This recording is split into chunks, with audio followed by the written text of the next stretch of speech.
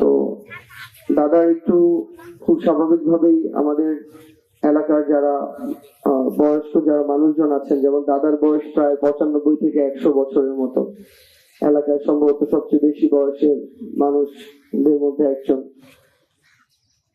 তো আগেকার মানুষদের একটু চিন্তা ভাবনা আমাদের চেয়ে একটু পার্থক্য থাকে স্বাভাবিকভাবে।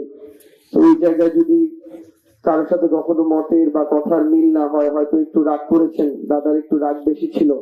কিন্তু আমরা তো নাতি হিসেবে দেখেছি, রাগ যখন বেশি ছিল এটা যেমন সত্যি, যে কোনো প্রয়োজনে সবার আগে দাদাকে আমরা পেতাম, সবচেয়ে মন ও নরম ছিল দাদারই। তো আপনাদের কাছে অনুরোধ, তার এই হায়াতের জীবনে 95-100 বছরের জীবনে আপনাদেরকে যদি কোনো কথায় বা কাজে কষ্ট দিয়ে থাকে, দয়া করে মাফ করে দিয়েন, মন থেকে দয়া করে মাফ করে দিয়েন। আর যে কোনো ধরনের দেনা পাওনা সংক্রান্ত স্বাভাবিক একসাথে মানুষ আমরা বসবাস করি, থাকতেই পারে জানা অজানায়, আপনারা আমাদের পরিবারকে জানাবেন। আমরা আমাদের জায়গা থেকে ইনশাআল্লাহ সর্বোচ্চ চেষ্টা করব সেগুলো পূরণ করার। এবং দাদা যখন এই 23 দিন পিজি হসপিটালে ছিলেন, কিছুদিন আগে বাসায় এসেছেন, তো একবার দাদা খুব অসুস্থ হয়ে পড়ে, তখন দাদাকে আমরা আইসিইউতে নিয়ে যাই। তো ওই সময় যাওয়ার সময় দাদা একটা জিনিস বলছিলেন যে এত কষ্ট করে এত কিছু করলাম, এত জমি জায়গা, কিন্তু এখন মনে হচ্ছে যাওয়ার সময় তো আমাকে ওই কয়েক হাত জমির ভিতরে আর কয়েক গজ কাপড় নিয়ে যেতে হবে। কিন্তু দিন শেষে যদি আমি দু একটা ভালো কাজ করে থাকি, ওইগুলাই হয়তো আরো কিছুদিন দুনিয়াতে থাকবে।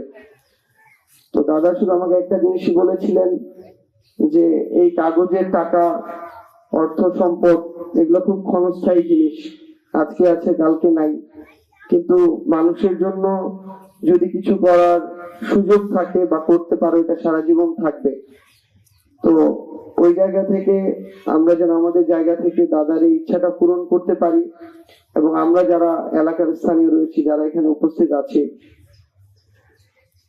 আমরাও নিজেদের পরিবারের মানুষদের ভিতরে, বংশের মানুষদের ভিতরে ছোটখাটো বিভিন্ন বিষয় নিয়ে মানে এমন একটা বিভাজন, মত পার্থক্য শুরু করি যে আমাদের সম্পর্কগুলো ছোটখাটো বিষয়ের জন্য নষ্ট হয়ে যায়।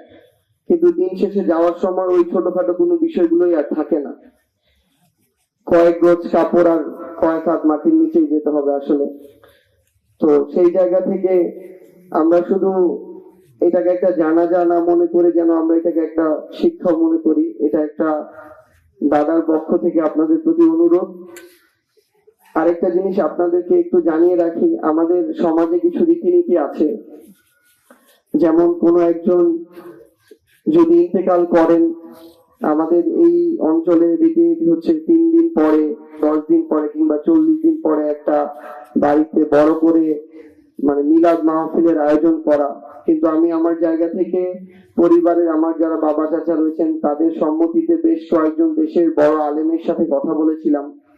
ইসলামের ইতিহাস এবং সংস্কৃতিতে কিংবা মহানবী সাল্লাল্লাহু আলাইহি সাল্লাম থেকে শুরু করে যত নবী রাসূলগণ রয়েছেন, সাহাবারা রয়েছেন, তাদের সময় এরকম কোন সংস্কৃতি ছিল না যে কেউ একজন মারা যাওয়ার 3 দিন 7 দিন বা 10 দিন পরে এরকম করে বাড়িতে গরু ছাগল জবাই করে মিলাদ মাহফিল করা।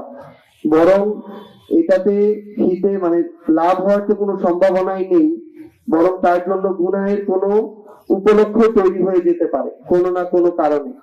তো আমরা আমাদের জায়গা থেকে মনে করি যে আমরা আমাদের দাদা আমাদেরকে ছেড়ে চলে গিয়েছেন, আমরা এমন কিছু করব না যেটা ইসলামের রীতিনীতির মধ্যে কখনোই ছিল না, এবং এমন কিছু আমরা করব না যেটা তার পরবর্তীতে কষ্টের কোনো কারণ হতে পারে, গুনাহের কারণ হতে পারে।